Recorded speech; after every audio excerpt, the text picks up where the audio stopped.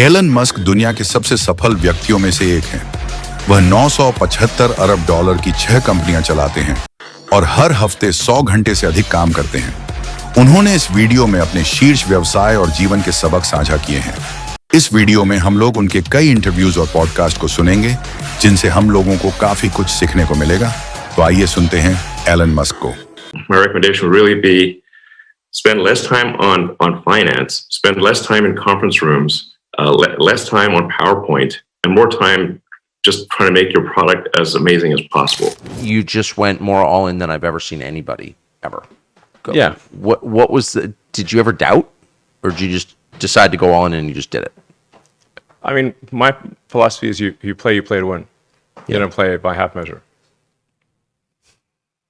So, if you're like trying to work on something, if you're trying to figure out what others love but you don't love it, it's really hard to make that great. So when you work on something, if you fall in love with it, that's a good sign. And then don't worry about if others do. If you do, others will. My advice regarding starting a family is start immediately. Yeah. I think people worry too much about having kids, and sometimes it's difficult to make ends meet and whatnot. But honestly, there's really no time like the present. Just have kids, you won't be sorry. It'll work out.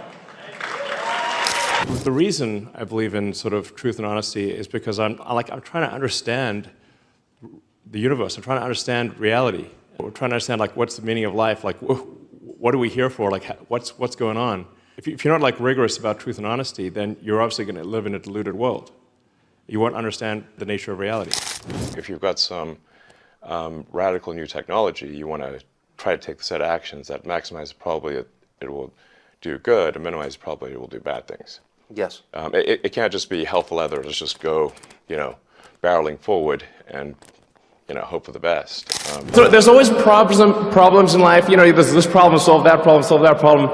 But, there need to be things that inspire you.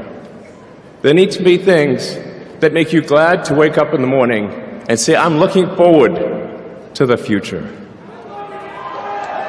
Yeah. I love you guys. Forgiveness is important. I think it's essential because if you don't forgive, then, I forget who said it, but an eye for an eye makes everyone blind. Mm-hmm. If you're going to seek vengeance and you have this never-ending cycle of vengeance. Mm-hmm. I'm actually a big believer in the principles of Christianity. I think they're very good. Now is the time to take risk. As you get older, your obligations increase. So and once you have a family, you start taking risk not just for yourself but for your family as well. It gets much harder to do things that might not work out. So now is the time to do that. Before you have those obligations. So I would encourage you to take risks now. Do something bold. You won't regret it. I think in terms of advice, it's very important to actively seek out and listen very carefully to negative feedback.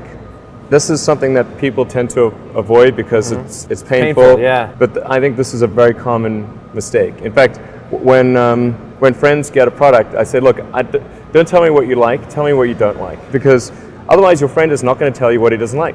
He's going to say, oh, I love this and that, and leave out the this is the stuff I don't like list. Mm-hmm. Because he wants to be your friend, doesn't want to offend you. So you really need to sort of coax negative feedback. People just feel like positive feedback like water off a duck's back. Really underweight that and overweight negative feedback. Right. Tenacious and then just work like hell. I mean, you just have to put in, 80 to 100-hour weeks every week. Gosh, and that's then a lot of work. All those things improve the odds of success. Okay. I mean, if other people are putting in 40-hour work weeks and you're putting in 100-hour work weeks, then even if you're doing the same thing, you know that in 1 year you will achieve what they achieve. You will achieve in 4 months what it takes them a year to achieve. Okay, I like your work ethic. So, all right. Thanks, Elon. Where do you go to, both personally, intellectually, as an engineer, as a team? like for source of strength needed to sort of persevere through this? A source of strength. I just really not how I think about things. I mean, for me, it's simply this is something that is important to get done, and we should just keep doing it, or die trying. And I don't need a source of strength. So quitting is not even like it's not in my nature. Okay. And I don't care about optimism or pessimism. Fuck that, we're going to get it done. There's so many young people, the millennial generation, who wants to start up their own company. What's your advice for them? Because sometimes they may easily go to the daydreaming part or the wishful thinking part. Sure. What's the balance between imagination and, pragmatism, basically?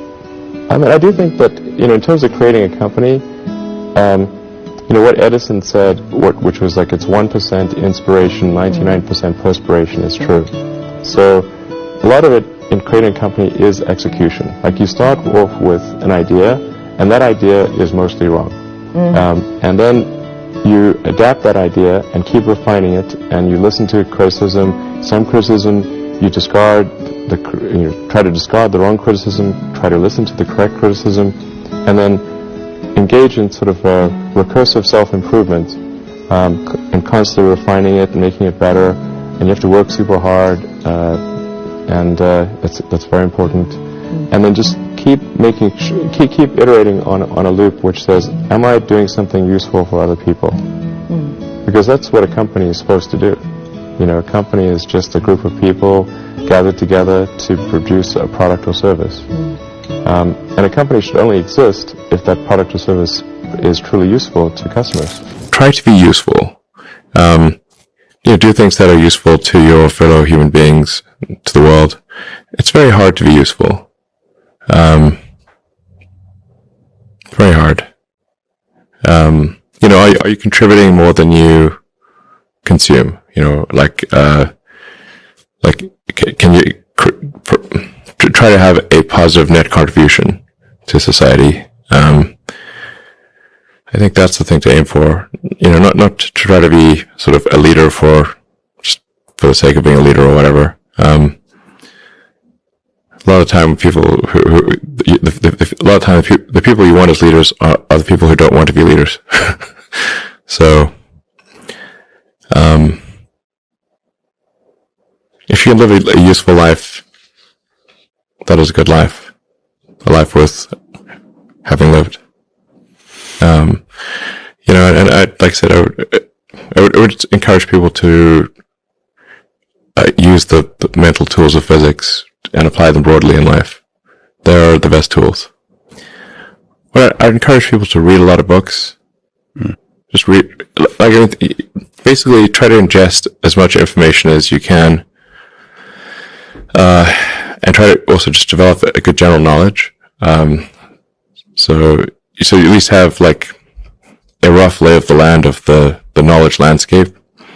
Try to learn a little bit about a lot of things.